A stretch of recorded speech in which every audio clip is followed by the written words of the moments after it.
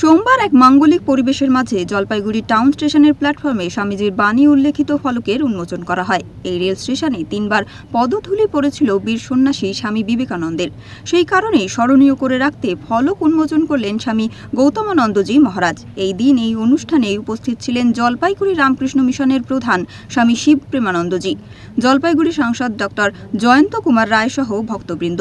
এই প্রসঙ্গে সাংসদ ডক্টর জয়ন্ত কুমার রায় জানান, স্বামী বিবেকানন্দ ভারতবর্ষকে শ্রেষ্ঠ আসনে নিয়ে যাবার কথা বলে গিয়েছিলেন। দেখুন, ভারতবর্ষকে শ্রেষ্ঠ আসনে নিয়ে যাওয়ার কথা উনি বলেছেন। ভারতবর্ষকে যতক্ষণ পর্যন্ত শ্রেষ্ঠ আসনে নিয়ে যাওয়া না যায় ততদিন পর্যন্ত আমাদের লড়াই চলতে থাকবে, এটা বলেছিলেন। আজকে যেভাবে পাক অকুপায়েড কাশ্মীর এখনো পাকিস্তানের অধীনে আছে আমাদের কাশ্মীর, সেইখানে দাঁড়িয়ে থেকে এর প্রাসঙ্গিকতা অনেকটাই আমাদের কাছে এখন সুযোগ এসছে। হয়তো আমরা এইবার পিওকে যেটা আছে সেটা হয়তো আমরা অকুপাইও করতে পারবো অদূর ভবিষ্যতে।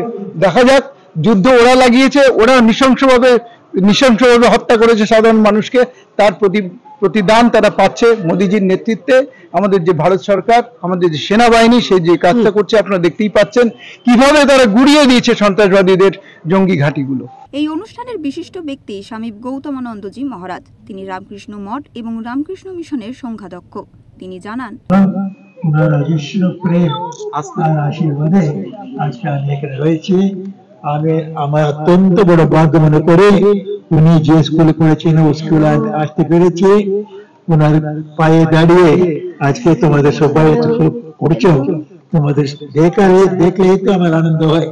আমার গুরুদেবের আশীর্বাদ তোমাদের উপর চলছে, আরো এটা চলতেই থাকবে। ঠাকুর মা স্বামীজি এবং স্বামী জ্যোতিষানন্দ মহারাজের আশীর্বাদ সবসময় বর্ষিত হতে থাকো। তোমরা এগিয়ে গিয়ে প্রত্যেক ছাত্র, প্রত্যেক এখানে এমপ্লয়ি, স্টাফ, যেমন teaching staff, non teaching staff, এখানে যে ওয়ার্কিং কমিটি মেম্বার, সবাইদের অজস্র আনন্দ এবং দীর্ঘ আয়ু, আবার ভালো আরোগ্য সব উনি অনুগ্রহ করুন। ভগবান শ্রীরামের কৃপা আমাদের সবাইদের উপর বর্ষণ হতে থাকুক, এই প্রার্থনা করে আমার বিশ্রাম দিচ্ছি। জলপাইগুড়ি থেকে উজ্জ্বল হরের রিপোর্ট, ওঙ্কার বাংলা।